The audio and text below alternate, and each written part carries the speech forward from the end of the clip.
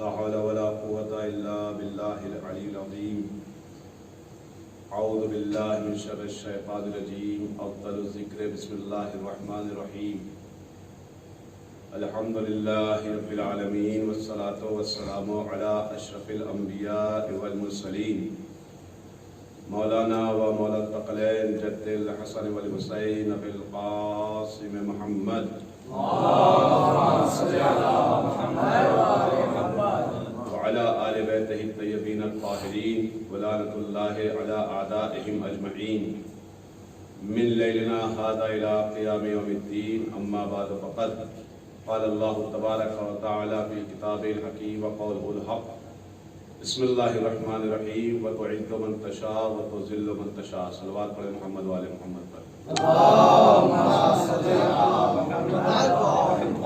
گزارش ہے ایک مرتبہ سورہ حمد اور 3 مرتبہ سورہ توحید کی تلاوت فرما کر منی فیملی، لداخ فیملی اور تمام مومنین کے روح کو احساس کرنا.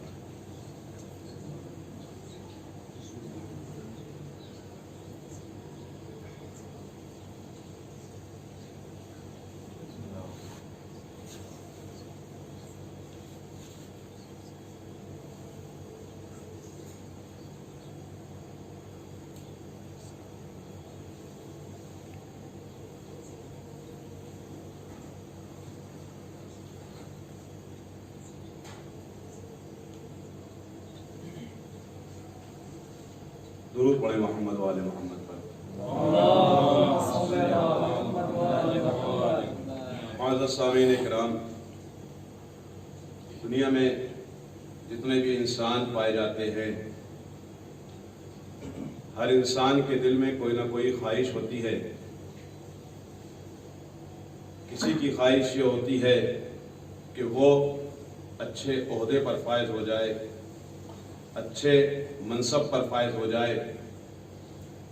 کسی کی خواہش یہ ہوتی ہے کہ وہ بہت ہی مال و دولت والا ہو جائے، اس کے پاس بہت سارا خزانہ ہو جائے.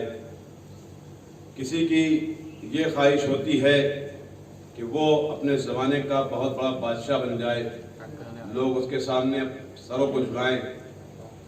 کسی کی خواہش یہ ہوتی ہے کہ وہ اپنے زمانے کا بہت بڑا عالم بن جائے تاکہ لوگ اس کو اچھا عالم کہیں. اور اس کا یہ خواہش رکھنا کہ اس کے پاس عہدہ ہو، اس کے پاس منصب ہو، اس کے پاس دولت ہو، وہ بہت بڑا عالم ہو، وہ اپنے زمانے کا بہت بڑا بادشاہ ہو. یہ تمام خواہشیں اس کی اس لیے ہوتی ہیں کہ تاکہ لوگ اسے عزت کی نگاہ سے دیکھیں. میں بڑا بادشاہ ہو جاؤں تاکہ لوگ میری عزت کریں، میں بہت بڑا عالم بن جاؤں تاکہ معاشرے میں ایک عزت والا مقام حاصل ہو جائے، بہت بڑے عہدے پر، بہت بڑے منصب پر فائز ہو جاؤں تاکہ لوگ مجھے عزت کی نگاہوں سے دیکھیں. میرے پاس اتنی دولت آ جائے کہ لوگ عزتانہ ہمارے ساتھ تعلقات قائم کریں. لیکن اس کا یہ بادشاہ بننا، اس کا یہ بڑے عہدے پر جانا، اس کا منصب دار ہونا، اس کا بڑا عالم ہونا، اس کے پاس دولت کا جمع ہو جانا، تب تک اس کو عزت نہیں دے گا جب تک اللہ نہ چاہے. کتنا بھی بڑا بادشاہ ہو، کتنا بھی بڑا عالم ہو، کتنا ہی بڑا عہدیدار ہو، اگر وحدہ لا شریک بادشاہ حقیقی جب تک نہیں چاہے گا کہ اس کو عزت دی جائے، پوری دنیا اس کو عزت دینے میں لگ جائے، لیکن اگر اللہ نہ چاہے گا تو اس کو عزت نہیں مل سکتی. اس کے برخلاف اگر کوئی انسان کسی بھی انسان کو ذلیل کرنا چاہے، بھلے ہی وہ بادشاہ نہ ہو، بھلے ہی عہدیدار نہ ہو، بھلے ہی منصبدار نہ ہو، بھلے ہی بڑا عالم نہ ہو، بھلے ہی معاشرے میں اس کو لوگ اچھی نگاہ سے نہ دیکھتے ہو، لیکن اگر اسے اللہ عزت دینا چاہے گا تو پوری دنیا چوٹی کا زور لگا دے گی، لیکن بھلے ہی نہ کرتا ہے. تاریخ میں مثالیں موجود ہیں، فرعون، نمرود، قارون، ابو سفیان، بنو امیہ، یزید، جداد، ابن مرجانہ، یہ سارے کے سارے اپنے زمانے کے بڑے بادشاہ، بڑے عہدیدار، بڑے منصب والے، یہ سارے کے سارے، چاہے وہ یزید ہو، چاہے وہ معاویہ ہو، یہ سب کے سب اپنے زمانے کے بڑے بادشاہ تھے. لیکن اللہ نے ان کو ایسا ذلیل کیا کہ جب بھی ان کا رہتی قیامت تک، رہتی دنیا تک نام لیا جاتا ہے تو لعنت اللہ کے ساتھ لیا جاتا ہے۔ ایک صلوات پڑھیں محمد والے محمد پر۔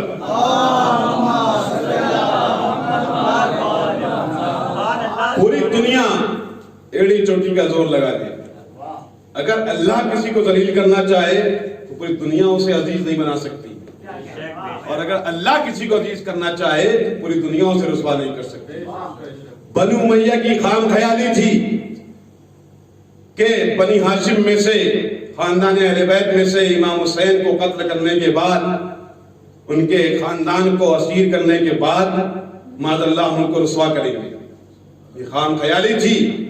اور اسی خام خیالی کی بنا پر جب امام حسین اپنے ساتھیوں کے ساتھ کربلا میں شہید ہو گئے تو ابن مرجانہ مسجد کوفہ میں منبر پر آتا ہے اور کہتا ہے الحمدللہ الذی اظہر الحق ونصر امیر المومنین یزید۔ نقل کفر نبی بادشاہ، کیونکہ یہ روایت کے جملے ہیں، ورنہ یزید جیسے لعنتی کو، یزید سے پلیدی کو امیر المومنین کہنا بہت بڑا گناہ ہے، لیکن روایت کے جملے ہیں کہ الحمدللہ الذی اظہر الحق ونصر امیر المومنین یزید۔ اب جیسے یہ جملہ یہ کہتا ہے تو مسجد کوفہ میں ایک صحابی رسول بیٹھا ہوتا ہے اور وہ کہتا ہے، کیونکہ ابن زیاد کہتا ہے کہ الحمدللہ الذی اظہر الحق ونصر امیر المومنین وقتل کذاب ابن کذاب، تو وہ صحابی کہتا ہے کہ انت کذاب ابن کذاب، کہ تو جسے کذاب ابن کذاب کہہ رہا ہے وہ کذاب ابن کذاب نہیں ہے، سخی ابن سخی ہے، وہ کریم ابن کریم ہے، تو کذاب ابن کذاب ہے۔ جب یہ آواز بلند ہوئی تو ابن زیاد کہتا ہے کہ کس کی آواز ہے یہ؟ تو بوڑھا صحابی عبداللہ بن عفیف ہے جو کہتا ہے میں یہ بول رہا ہوں جو صحابی رسول ہے، میں اندھا ہوں، میری ایک آنکھ جمل میں گئی ہے، میری ایک آنکھ صفین میں گئی ہے۔ جب یہ آواز اس نے سنی ابن زیاد نے، ابن مرجانہ نے، تو جو خاندان اہل بیت کو رسوا کرنا چاہ رہا تھا صحابی رسول کے ذریعے سے، وہ رسوا ہوا۔ جب یہ جملے سنے تو اس کو غصہ آ گیا اور وہ کہتا ہے کہ اس کو قتل کر دو، لیکن کیونکہ اس کے خاندان اور قبیلے والے مسجد میں موجود تھے لہذا اس کو بچا لے، لیکن ابن زیاد نے اس کو قتل کروایا، صحابی رسول کو قتل کروایا۔ لیکن ہماری جان قربان اور صحابی رسول کے اوپر جس نے امام صادق کی اس حدیث کو صحیح کر کے بتایا اور عمل کر کے بتایا کہ کون ہوتا ہے جاہد، کون ہوتا ہے مجاہد، اصل جہاد کیا ہوتا ہے، امام صادق فرماتے ہیں کہ اصل جہاد وہ ہوتا ہے جو سلطان جائر کے سامنے کلمہ حق کو بلند کرتا ہے۔ صلوات پڑھیں محمد والے محمد پر۔ صحابی نے کلمہ حق کو بلند کر کے بتا دیا کہ میں مجاہد ہوں۔ جب اسیران کربلا کوفہ پہنچے ہیں، ابن زیاد کا اس رسوائی سے دل نہیں بھرا، اس کو اللہ نے رسوا کیا ہو اس کی رسوائی کی پرواہ بھی نہیں ہوتی ہے، جو خاندانی رسوا ہو اس کو رسوائی کا کیا پرواہ۔ خیر اسیران کربلا جب کوفہ پہنچتے ہیں تو کوفہ پہنچنے کے بعد ابن زیاد کے سامنے پیش کیا گیا اسیران کربلا کو، تو وہ پوچھتا ہے کہ کرکی یہ کون ہے، یہ کون ہے، یہ کون ہے؟ فرمایا گیا، بتایا گیا کہ یہ زینب ہے، یہ ام کلثوم ہے، یہ سکینہ بنت الحسین ہے۔ امام سجاد کے پاس جب آیا وہ شخص جو تعارف کرا رہا تھا تو اس نے کہا یہ کون ہے؟ کہا امام سجاد نے کہ میں علی ابن الحسین ہے۔ تو ابن زیاد کہتا ہے کہ علی ابن حسین تو کربلا میں قتل کر دیے گئے۔ امام سجاد فرماتے ہیں کہ جس کو تو نے قتل کیا ہے وہ میرے بابا کا دوسرا بیٹا تھا، میں اپنے بابا کا دوسرا بیٹا ہوں اور ہم سب کا نام علی ہے۔ تو ابن زیاد کہتا ہے کہ بل اللہ قتلہ، کہ اللہ نے معاذ اللہ ان کو قتل کیا ہے۔ تو امام سجاد اس کے جواب میں کہتے ہیں کہ اللہ یتوفی نفوسها حین موتها۔ یہاں پر رک کر میں آپ کے سامنے امام کی فصاحت و بلاغت دیکھیں کہ اس نے کہا کہ بل اللہ قتلہ، امام سیدھے بھی کہہ سکتے تھے کہ اللہ نے نہیں، تو نے قتل کرایا ہے، لیکن امام آیت کی تلاوت فرماتے ہیں اور کہتے ہیں اللہ یتوفی نفوسها حین موتها۔ کیا مطلب ہے اس کا؟ یعنی وہ اپنے ذریعے سے جو اس نے امام حسین کو قتل کروایا تھا وہ نسبت اللہ کی طرف دے رہا تھا. اور جتنے بھی کلمات ابن زیاد کے یا یزید ابن معاویہ کے خطبات موجود ہیں اس میں ہر جگہ پر انہوں نے جو شروعات کی ہے خدا بند عالم کی حمد و ثنا کی ہے اور یہ کہا کہ اللہ نے ہم سے یہ کرایا. یعنی وہ عقیدہ جبر کو رائج کر رہا تھا. وہ یہ کہنا چاہ رہا تھا کہ جو کچھ بھی ہوتا ہے اللہ کی مرضی سے ہوتا ہے, ہم نے کچھ نہیں کیا. یعنی اپنے ذریعے سے جو اس نے پہلے کبھی انجام دیا, خون خدا کو اس نے بہایا, خون ناحق کے حسین کو بہایا, وہ کہنا ہی چاہ رہا تھا کہ اللہ نے قتل کرایا.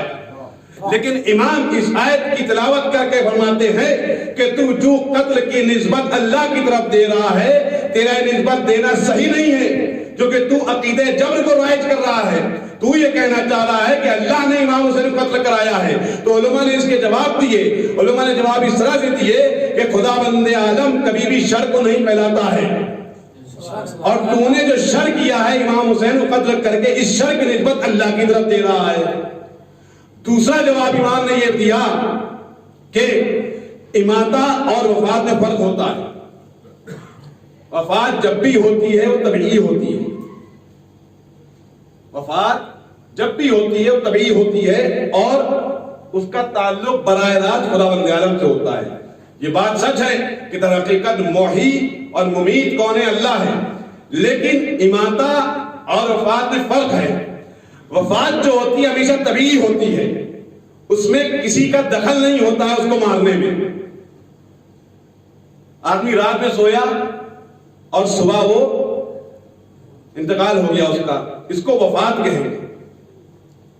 آدمی مرض میں مبتلا ہوا اور انتقال ہو گیا, اس کو وفات کہیں گے. راستے میں جا رہا تھا, ٹھوکر لگی, گر گیا, اس کو وفات کہیں گے. لیکن ممات یعنی موت جو ہے اس میں طبیعی نہیں ہوتی ہے. موت کبھی کبھی جو ہوتی ہے وہ جبری بھی ہوتی ہے. کیا مطلب ہے؟ یعنی ایک قاتل آیا اور اس نے کسی گردن پہ چھری بھرا دی, اس کو قتل کر دیا, اس کو وفات نہیں کہا جائے گا. ایک صلوات پڑھیں محمد والے محمد پر.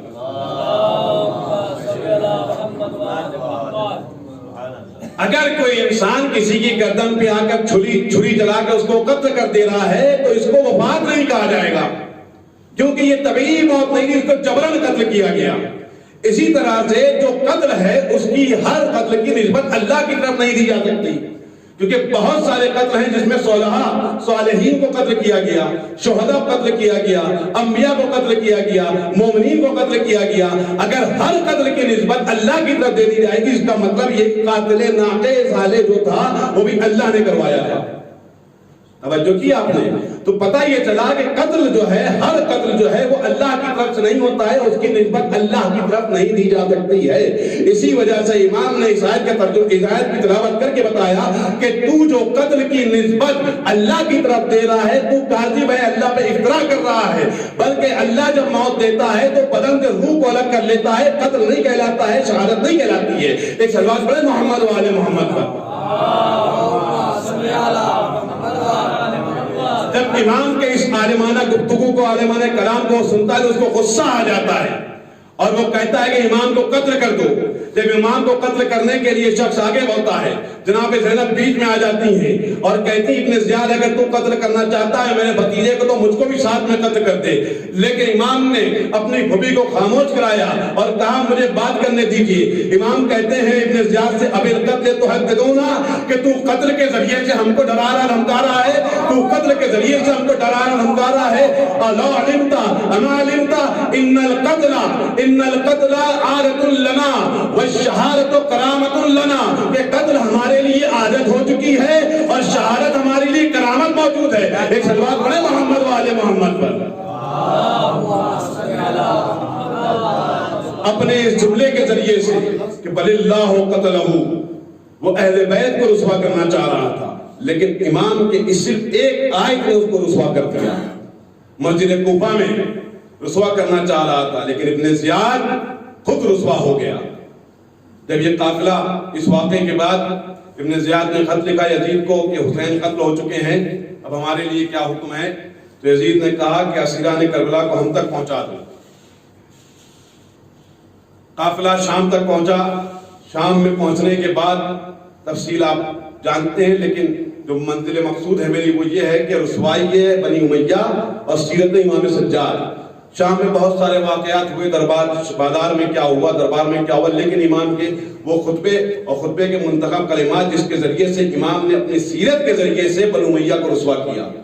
جب یہ قافلہ شام میں پہنچ جاتا ہے، شام میں پہنچنے کے بعد 700 کرسی نشین بیٹھے ہوئے ہیں، لیکن یہ خاندان اہل بیت کے لوگ ہیں، ذرا بھی ڈر نہیں ہے، ذرا بھی جھجک نہیں ہے۔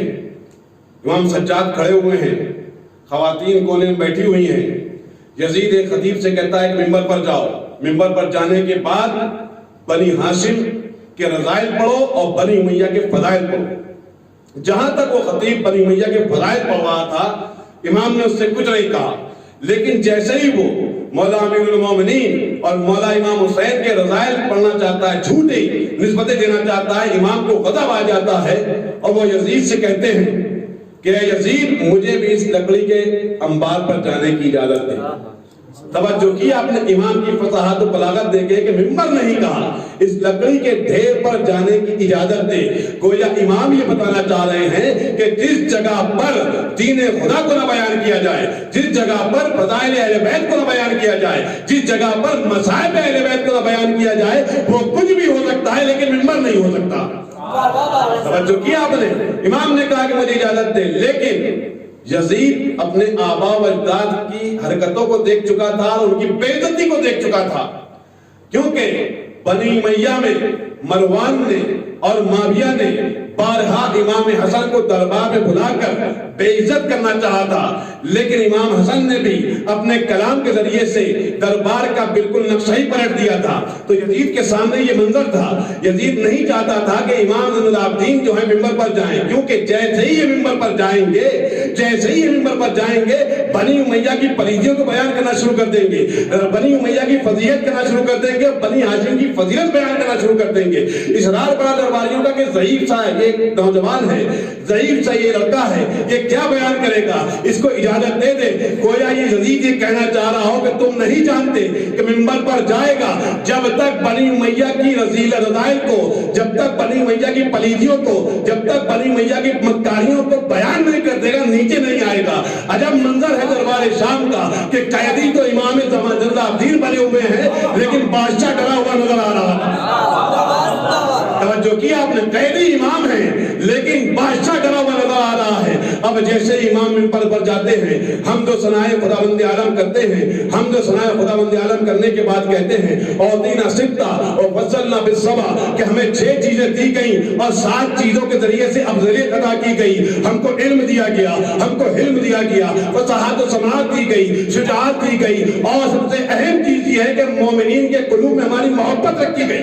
توجہ کیا آپ نے، اب جب امام ممبر پر جاتے ہیں اور اپنی فصاحت و بلاغت کے جوہر دکھاتے ہیں، علم ایسا کہ کوئی اس کا ٹکر نہیں ہے، علم ایسا کہ پورے عرب میں اس کا چرچا ہے، علم ایسا ہے کہ دشمن بھی ان کی پیشانیاں چومتا ہوا نظر آتا ہے۔ آپ کے سامنے واقعہ نظر کروں کہ امام سجاد اپنے صحابیوں کے ساتھ، کہ علم دیکھیں امام کا، امام سجاد اپنے صحابیوں کے ساتھ بیٹھے ہوئے ہیں اور ایک شخص آتا ہے اور امام کو برا بھلا کہتا ہے، سب کو شتم کرتا ہے اور چلا جاتا ہے۔ امام کچھ نہیں کہتے۔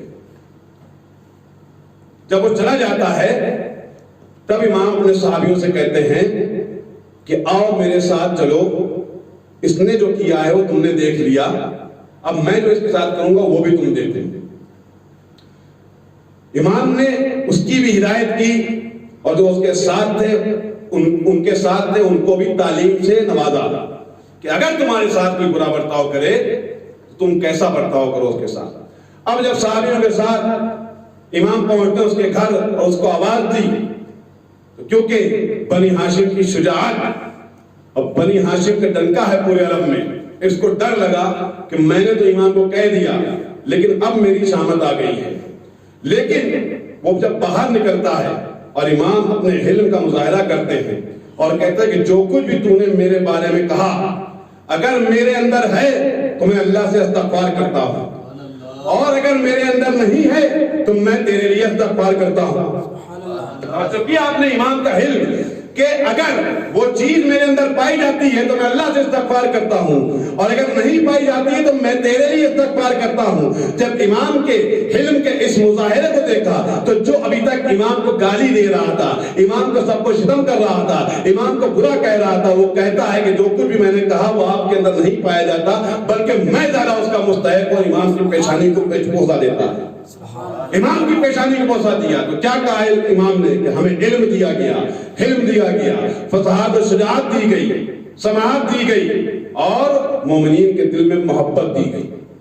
اور کیا کہا کہ فضلنا بالسبع، کہ ہمیں 7 چیزوں کے ذریعے سے 7 چیزوں کے ذریعے سے فضیلت بخشی گئی ہے۔ وہ کیا کیا ہے؟ کہا منا النبی المختار، منا الصدیق، منا الطیار، منا اسد اللہ، منا سید الشہداء، منا حمزہ، منا اتحاد الامہ، منا سید نساء العالمین۔ ہم وہ ہیں کہ جن میں صدیق اکبر ہیں، ہم وہ ہیں کہ جس میں نبی مختار ہیں، ہم وہ ہیں کہ جس میں جعفر طیار ہیں، ہم وہ ہیں کہ جس میں اسد اللہ ہیں، ہم وہ ہیں کہ جن میں سید الشہداء ہیں، ہم وہ ہیں کہ جس کے ہاں سید نساء العالمین پائی جاتی ہیں، ہم وہ ہیں کہ جس کے لیے رسول نے فرمایا ہے کہ سید شباب اہل جنہ اس امت میں پائے جاتے ہیں۔ اب امام کا پورا خطبہ مجھے آپ کے سامنے نہیں پڑھنا ہے، امام اپنے علم کا مظاہرہ کر رہے ہیں، امام اپنا حسب و نسب بتا رہے ہیں، امام رکتے نہیں ہیں، امام آگے بڑھاتے ہیں، امام آگے بڑھتے ہیں، کہتے ہیں کہ جو مجھے جانتا ہے تو جانتا ہے، جو نہیں جانتا ہے پہچان لے، کیونکہ امام کے سامنے یہ بات موجود تھی، لوگوں کو یہ پتا تھا کہ امام حسین کا بیٹا ایک علی ہے جو کربلا میں شہید ہو گیا،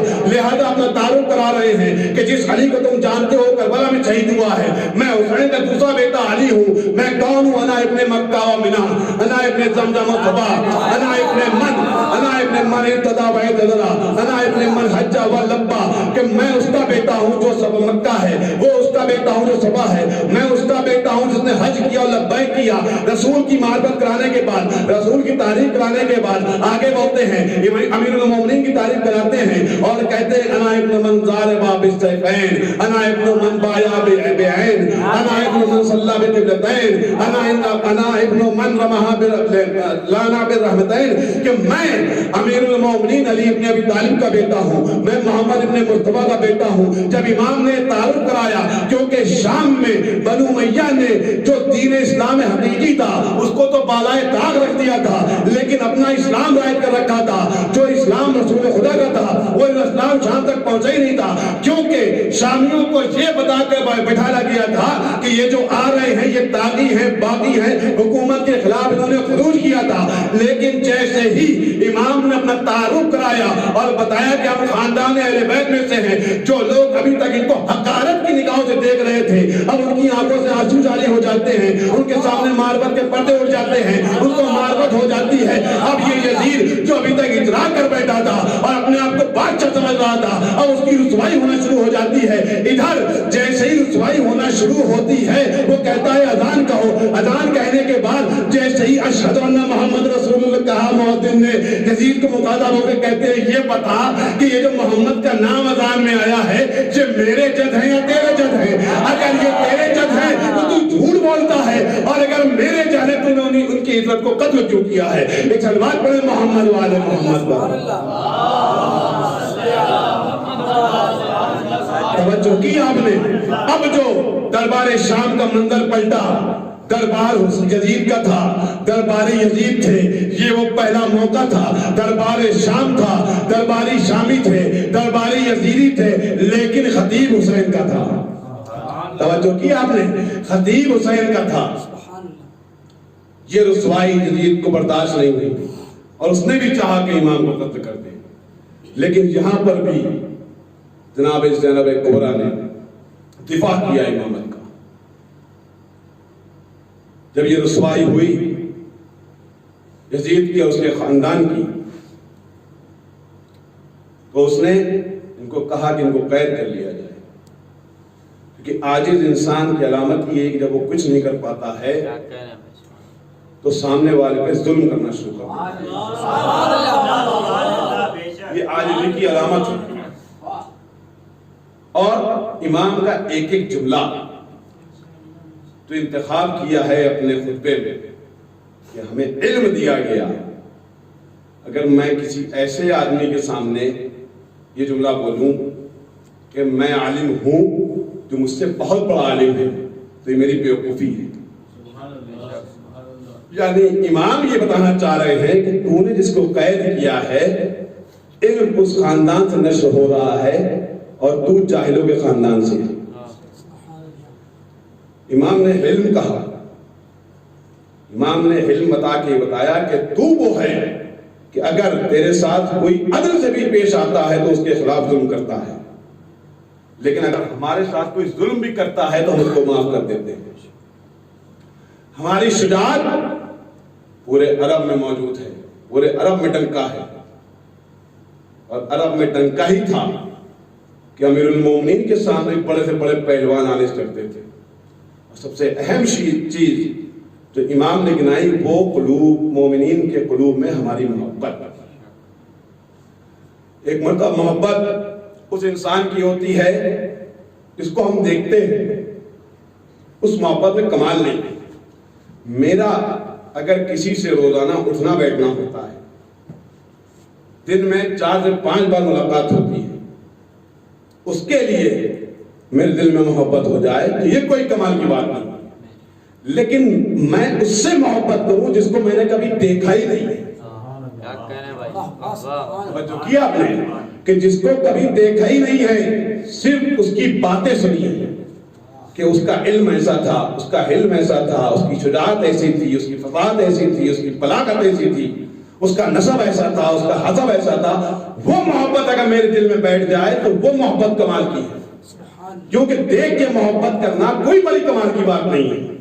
محبت اگر بغیر دیکھے کی جائے, محبت حقیقی کی بات کر رہا ہوں, محبت اگر بغیر دیکھے کی جائے تو وہ کمال کی بات ہے. خاندان اہل بیت میں سے کسی کو نہیں دیکھا ہم نے, لیکن ہمارے دل میں محبت ہے کیونکہ اللہ نے یہ محبت ہمارے دلوں میں ڈالی. من النبی کہہ کے امام نے بتا دیا کہ تو اس کا بیٹا ہے جو ہمیشہ نبی کے مقابلے میں کھڑا رہا, جو جاہل ابن جاہل تھا. من الصدیق کہہ کے امام نے بتا دیا کہ تو اس کا طرفدار ہے جو کذاب ابن کذاب تھا.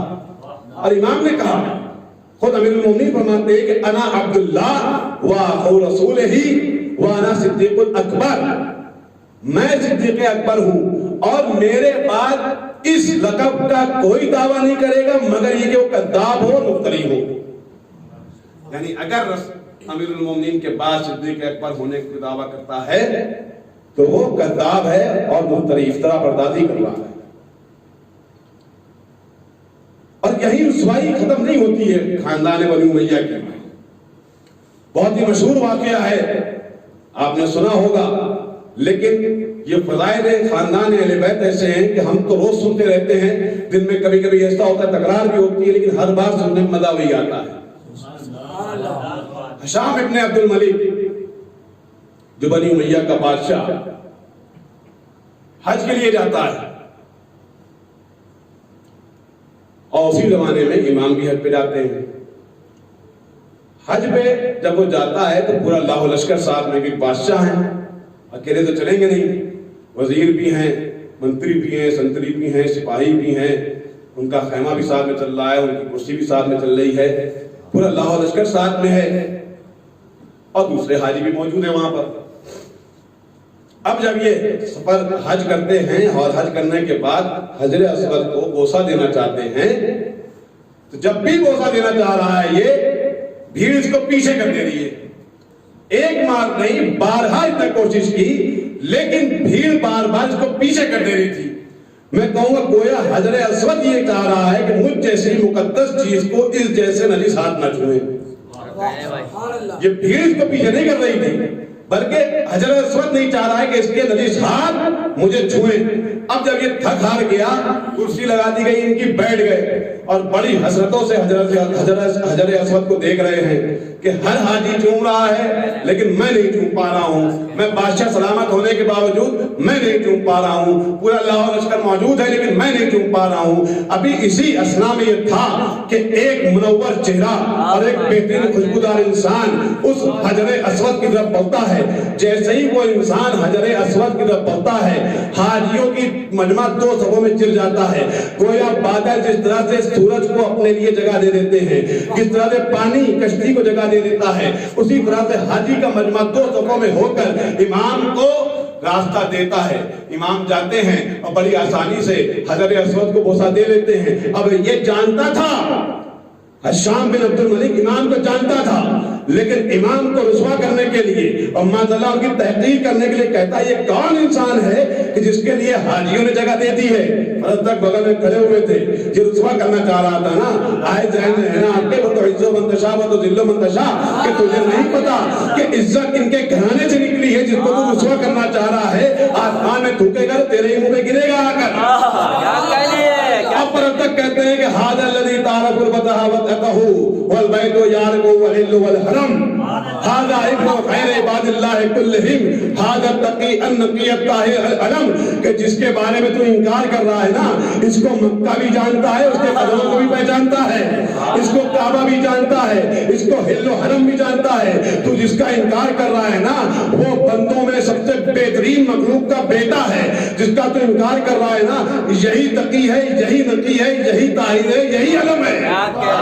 سمجھو کیا آپ نے کیا کہا ہے؟ فرزدق نے پورا قصیدہ آپ کے سامنے نہیں پڑھوں گا. وہ کہتا ہے کہ ما قال قط الا فی تشہدہ لولا التشہد کانت لاہ نعم، کہ اس انسان نے کبھی بھی اپنی زندگی میں لا نہیں کہا. سخاوت کی اتنی اعلیٰ منزل پر ہے، جود و کرم کی اتنی اعلیٰ منزل پر ہے کہ اپنی پوری زندگی میں کبھی لا نہیں کہا سوائے تشہد کے. اور اگر تشہد میں بھی لا نہیں ہوتا تو اس کا لا بھی نام ہوتا.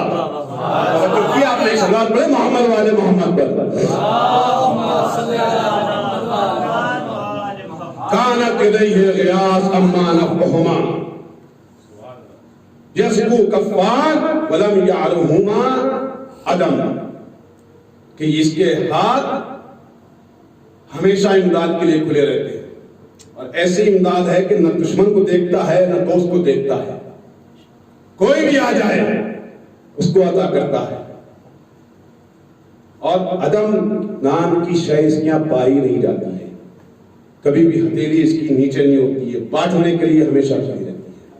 اب جب یہ قصیدہ فرزدق کا حشام نے سنا تو حشام کہتا ہے کہ فرزدق کبھی تم نے میرے بارے میں، مجھے ہنسی آ رہی ہے اس کی اس بات کے اوپر کہ اپنا حسب و نسب دیکھ اور ان کا حسب و نسب دیکھ، کہ فرزدق تم نے کبھی میرے بارے میں ایسا قصیدہ نہیں کہا جیسا ان کے بارے میں کہا ہے.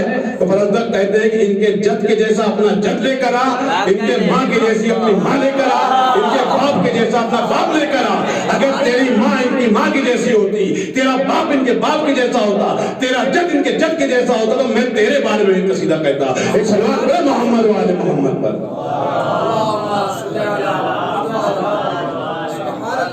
یہ آپ نے رسوا کرنا چاہ رہا تھا، اس کو اللہ نے عزت دی ہے، خود رسوا ہو گیا. تو یہ فرزدق وہ تھے جو حشام کے ساتھ آئے تھے کاروان،